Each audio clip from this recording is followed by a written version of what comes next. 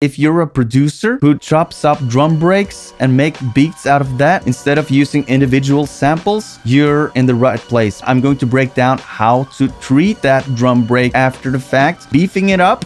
Stick with me to the end because I've got some sweetness coming up. Let's go. Hi, I'm Ole from Subphotic.com, where I try to help rappers and producers get as good a sound as possible when they're making their bangers. And as supplements to this video, I got the mixing cheat sheet that you can download. The link is in the description, where you get 15 cheat codes to a better mix that you can try and apply straight away. And in addition, my mixing workflow broken down into 10 steps. I also have a sample pack that you can download. It's also free. The link is in the description. 20 kicks, 20 snares, 20 hi-hats, and some other sounds that can supercharge your productions straight away. Let's dive in. I have 3 approaches to beefing up the drum loops, making them snap and pop the way they should. Now, approach number 1. This is just applying an EQ, and as you can see here, I have my VU meters going on. It's the Klanghelm VU meters. After that, I have a Pro Q3 set up. It's an equalizer.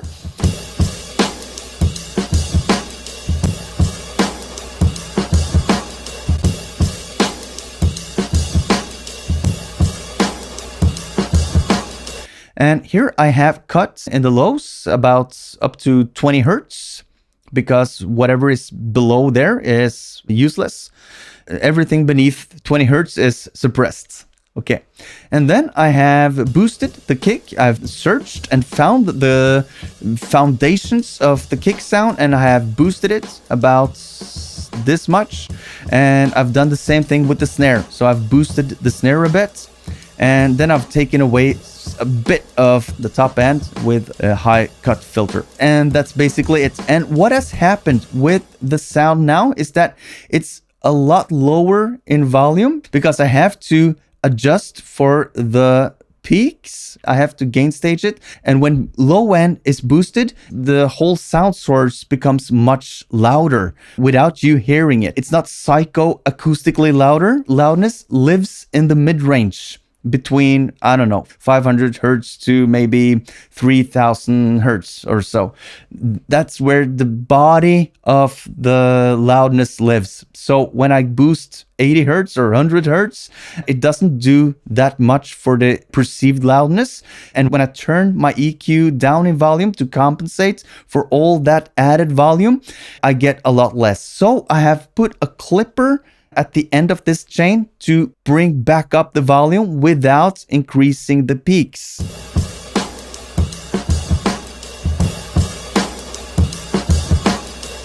I don't want rogue peaks to go wandering off and muddying up my mix. So I have my peaks under control using this clipper. Now, why not use a compressor?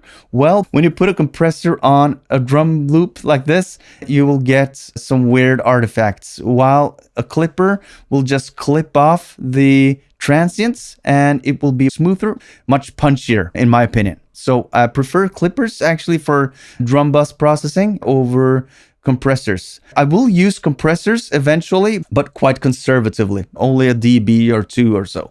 I don't like to over compress my drums because they become bland and boring when I do it.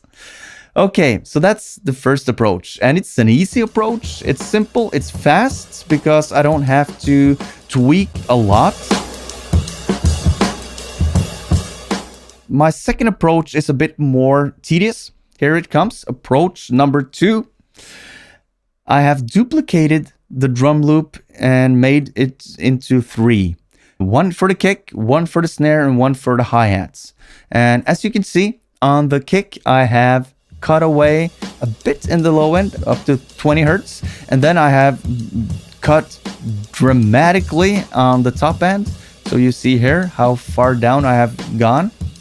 And for the snare, I have cut a bit more in the low end. I didn't need that much of the lows for this snare, and I have cut some in the top end. And for the hi-hats, I have dramatically cut the low end. Only the high end remains. Okay. And then it's time to mix this together.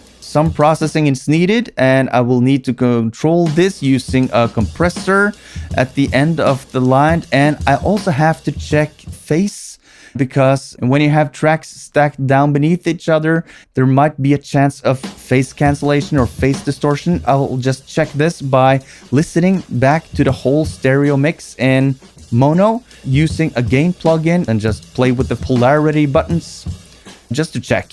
And then I will go for whatever sounds best. I'll just go with the setting that I prefer. Call me crazy. For this approach, I've sometimes cut away some of the regions for the different tracks. For the kicks, for instance, I have cut away everything in the track that isn't containing a kick. And I have cut everything away from the snare that is in the snare. I usually leave the hi-hats alone because the hi-hat is usually omnipresent. This way, I feel that I have a bit more control. I can do more drastic cuts and boosts. You can listen back now to the two different versions, and I will also A/B with approach number 1, and you can see which one you like the most.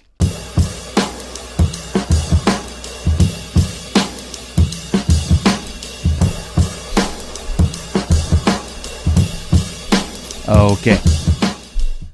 My third approach is adding more samples.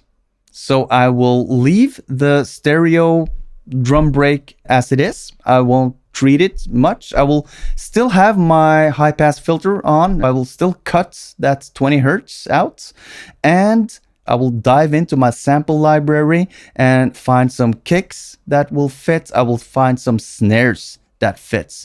The cymbals and the hi-hats are already there. It's a cymbal and hi-hat driven drum break, and I don't need any more hi-hats. For other drum breaks, it might be another story, but for this particular break, there's no need for anything else. So the trick here is to find a kick sample and a snare sample that really complements the drum break. And that's easier said than done. It might take some practice and some tweaking and some searching around in different libraries. For this here, I've used this. I don't know if it's perfect, but I kind of like it. Yeah. So you can see, you have to tweak the kick and the snare to make sure the pitch is correct, and maybe process it a bit and then mix it in so that it doesn't sound intruding. You don't want it to sound like a drum break with some sample pack drums on top of it. So here you go. Now let's just ABC them, shall we? So here comes the ABC. Go!